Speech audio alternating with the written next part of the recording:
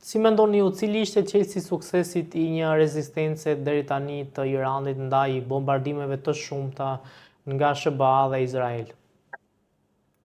Përgatitja intensive që kanë bërë që nga viti 1988, mbas luftës Iran-Irak, dhe armatosja e vendit, rritja e teknologjisë dhe prodhimeve ushtarake me teknologjinë e fundit, marrja e teknologjisë së sofistikuar nga vendet që i kanë këto lloj teknologjie, sidomos Rusia dhe Korea e Veriut dhe Kina. Natyrisht është armatosur i ka marrë masa të tëra, zotëri është mal i tërë ai. Teknologjinë dhe armët nuk e kanë prishur dot. Dëmen për qytetet kanë bërë, sepse natyrisht qytetet janë të zbuluara. Por ato ëmbrëllën e shkruajtur, ëmbrëllën e hekur të Izraelit e thërmuan e bën cop-cop. Dhe Izraeli ka hapsuar dëme të llashtarshme. Nuk e di nëse e keni parë, qarkullon një video në rrjetet, bën virale që thotë Iran please, bërtasin, ulurasin gratë dhe burrat ebrejt e Izraelit, sepse janë shkatëruar fare, por nuk pyesin ata për shkatërim drone, nuk pyesin për vrasjen e qytetarëve tyre, mjafton që të realizojnë objektivat. Dhe ato objektiva nuk do të realizojnë dot. Kështu që duan, po që se ata u ka marrë periudhave, u ka marrë kokaer dhe duan që të hedhin botën në erë, këtë e kanë dorë sepse kanë armë atomike dhe ti përdorin, thuhet ditë e fundit, 2-3 ditë e fundit që pas ka dhe Irani një 6 koka bërthamore, pra ku do vemi, kush fiton në një luftë bërthamore, asnjëri, tërë janë të humbur. Ndaj them që duhet pa diskutim që të ulen dhe të shkojë secili në vend të vet. A keni besim që do ndodh ulja mes tyre dhe të kenë, po themi, komunikim dhe negociata për paqe? Me që ndodh deri tani nuk kam besim, po duke menduar që do shikojnë që nuk ka rrugë dalje tjetër, do të nisojnë bisedimeve. Ose do bëjnë harakiri pasaj vetvrasje. Por sot, po mbrëm në darkë, dëgjova në media që Irani pas ka raketa balistike që mund të shkojnë deri në Shtetet e Bashkuara të Amerikës. Kjo është shumë e rrezikshme. Kjo është domethënë që tamam të shkatërrosh gjithë botën. Ndaj, mendoj që duhet të thërresin mendjes, nuk e di. Këtu askush nuk mund të bëj parashikime. Sepse Netanyahu nuk ka më rrugë tjetër. O do vej në burg, o do vritet në luftë. Avokat, në fakt, mediat amerikane kanë raportuar për një informacion të agjensive të tyre sekrete dhe inteligjencës të tyre se ka pasur informata se dronët të Iranit mund të sulmojnë Kaliforninë. Besoni që mund të ndodhë një gjë e tillë dhe a mund të ndodhë që Irani të shkojë në një sulm direkt ndaj SBA-ve? Njerë nga do niset.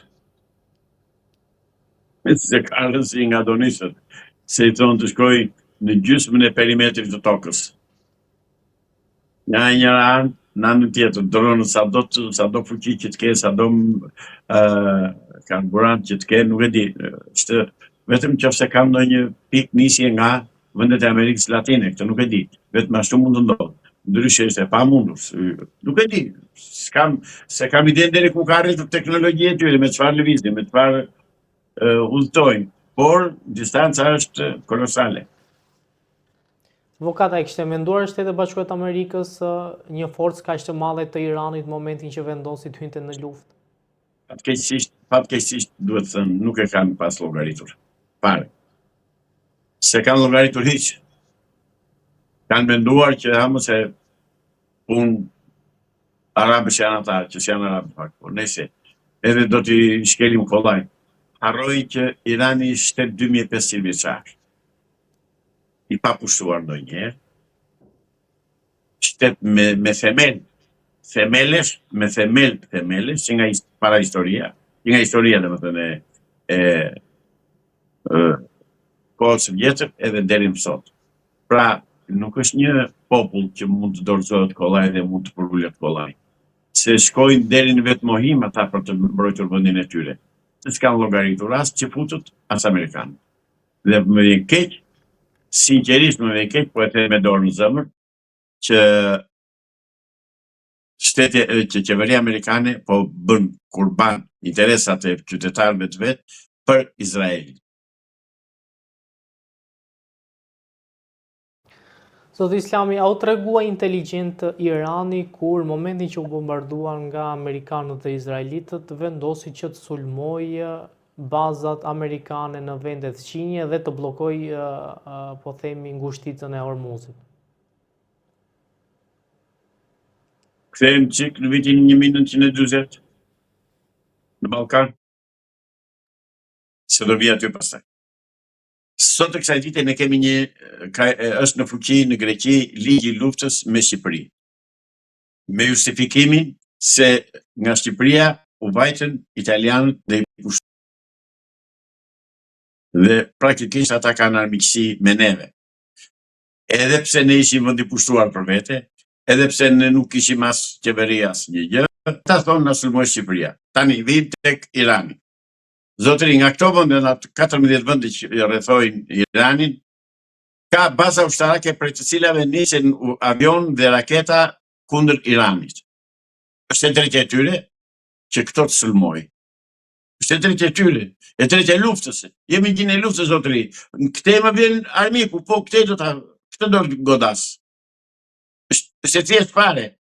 Nëse komshiu im mbështet dhe pranon një agresor që mund vi të më godas mua në shtëpinë time, unë në atë parë do godis, se të komshiu do më shtetet. Atëherë do t'ja vesh komshiu, se do të them pse pranon ti, zotëri? Po erdhi direkt dhe të vije, po të vijmë me mbështetjen tënde. Pra kjo është logjika dhe arsyeja pse Irani po sulmon bazat e këtyre shteteve, që kanë baza amerikane. Kjo është logjika me thjesht, aritmetik. Nga ti më vjen keq, aty do godas. Avokata, po futet bota në një krizë të thellë ekonomike nisur edhe nga rritja e naftës? S'ka filluar akoma, prit.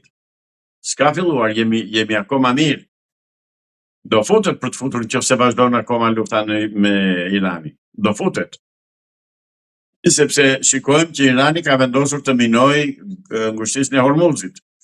Minimi i ngushticës do thotë që të mos hyjnë tankerat naftëmbajtës. Pra do krijohet krizë. Ka që thjesht. Plus Irani ka deklaruar dhe ka thënë do ta zgjysë në errësirë gjithë lindjen e mesme. Pse? Godet hidrocentrale, ato termocentrale. E bën atë se ka teknologjinë dhe armatimin e ka.